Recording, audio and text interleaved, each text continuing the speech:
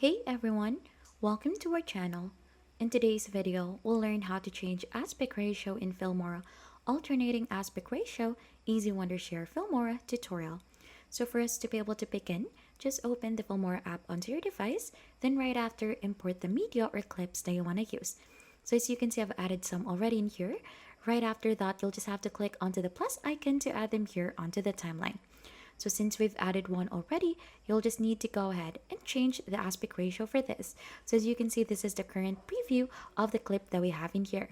To change the aspect ratio, just head here onto File, scroll down until you find in Project Settings, click onto that, and right after we have the option in here to change the aspect ratio as well as its resolution, frame rate, and color space.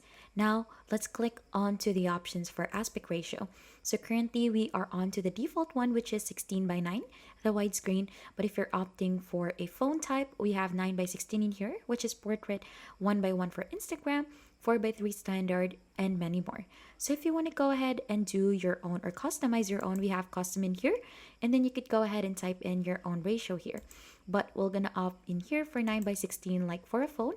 We'll click onto OK, and as you can see, it will automatically change here onto our end.